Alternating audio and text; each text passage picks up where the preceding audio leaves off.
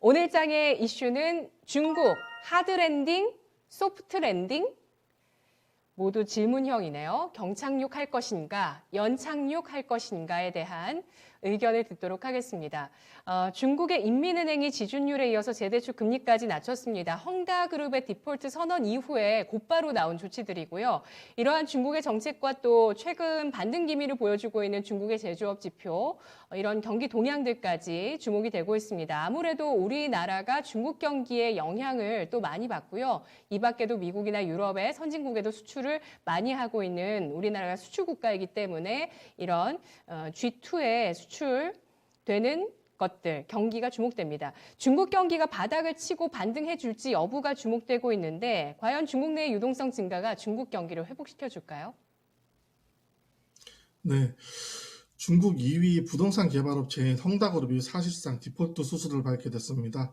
헝다의 디폴트는 부동산 시장을 넘어 중국 경제 전반에 악영향을 끼칠 것이라는 전망이 나오고 있습니다. 연준의 지난달 금융안정 보고서에서도 중국 부동산 문제가 미국 금융 시스템에 리스크를 주고 있고 중국 금융 불안은 글로벌 금융시장에 압박을 주고 글로벌 경제 성장을 위협하며 미국에도 영향을 줄 수 있다며 파월의 발언을 뒤집었습니다. 중국 금융통화당국은 헝다그룹 사태가 금융 시스템 문제로 확산하지는 않을 것이라고 설명을 하고 있습니다. 중국 인민은행은 성명에서 헝다그룹의 단기적인 위험이 중기적으로 시장의 정상적인 융자 기능에 영향을 미치지 않을 것이라고 입장을 밝혔는데, 그러나 성장 둔화의 상황이 겹쳐져 지준율을 0.5% 인하하는 조치를 취하며 시장에 223조 원을 공급할 것이라고도 밝혔습니다.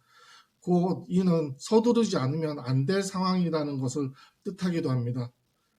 중국 정부의 규제가 헝다만 무너뜨리지는 않는다는 것도 문제입니다. 즉 연쇄부도입니다. 중국 부동산 개발사 양광백이 디폴트를 선언을 했습니다. 중국 25위 규모의 부동산 개발업체 자자오이에도 7일 4억 달러의 달러 채권 만기를 지금 유예 요청을 했지만 채권자들이 이를 거부를 했습니다. 자자오이에는 이날까지 해결을 못하면 디폴트가 됩니다. 현재 자자오이에는 홍콩 증시서 거래가 중단된 상태이고 해외 채권은 6월 말 기준으로 109조 원이 되고 있습니다. 이에 따라서 중국 정부는 기존의 대출 규제를 완화하고 신규 ABS 발행 등을 통해서 헝다 문제를 해결하려고 검토 중입니다. 중국 정부는 질서 있는 파산을 모색하고 있습니다. 금융당국은 헝다그룹의 파산을 개별 기업의 위기로 축소를 하며 중국 경제에는 위험이 되지 않고 있다고 강조를 하고 있습니다. 그러나 쉽지 않아 보입니다. 돈줄이 막힌 데다가 집도 팔리지 않게 되면 중국 정부가 부동산 업체의 파산에 제대로 대처를 못할 경우 충격이 클 수 있다는 우려가 시장에서 벌써부터 나오고 있습니다. 중국 GDP에서 부동산이 차지하는 비율이 30%에 육박을 하고 있기 때문입니다. 중국 정부는 소프트 랜딩을 발언하 앞으로의 시장 반응이 주목되고 있습니다.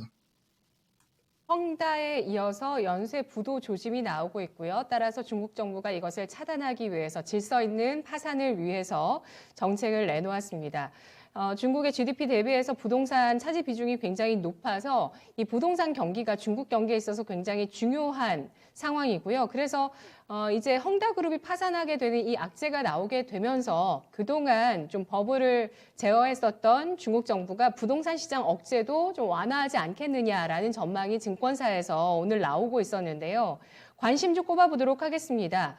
자, 이 리스크를 수혜받을 수 있는 종목일까요? 아니면은 이 리스크가 해소될 수 있다고 판단하시고 종목을 보실까요?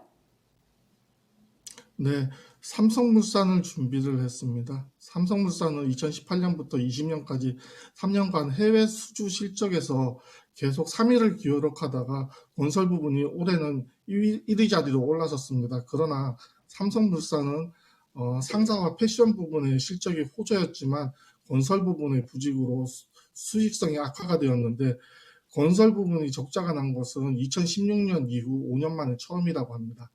적자의 주 원인은 강릉 아닌 석탄 화력 발전소의 비용 증가로 인해서 영업이익이 일시적 하락했기 때문입니다. 그러나 해외 수주 사업의 실적 반영과 강릉 화력 발전소의 추가 비용 최소화 등으로 4분기에는 흑자로 돌아설 것으로 전망하고 있습니다. PBR이 0.68로 저평가 종목으로 분류가 되고 있어서 충분히 모아가기 전략이 유효한 종목으로 보고 있습니다. 매수가는 현재가, 목표가는 15만 원, 손절가는 10만 원 정도 제시를 해드리겠습니다. 네, 알겠습니다. 중국의 경기는 하드랜딩 할 거라고 보시나요? 소프트랜딩 한다고 보시나요? 아니면 관망 의견이신가요? 경험상에 비춰서 보면은 하락의 기간과 상승의 기간은 3대 1로서 상승의 기간이 깁니다. 전체적으로 보면. 그래서 만약에 헝다 문제가 크게 불거진다고 보면 저는 연착륙보다는 경착륙, 하드랜딩으로 보고 있습니다. 알겠습니다. 중국의 정책 방향성이 전환되고 있는 국면에서 좀 더 정책을 강화할 수도 있겠다 이런 기대도 있는데요. 하지만 중국 경기의 경착륙 가능성도 항상 염두에 두면서 시장 보시기 바라겠습니다.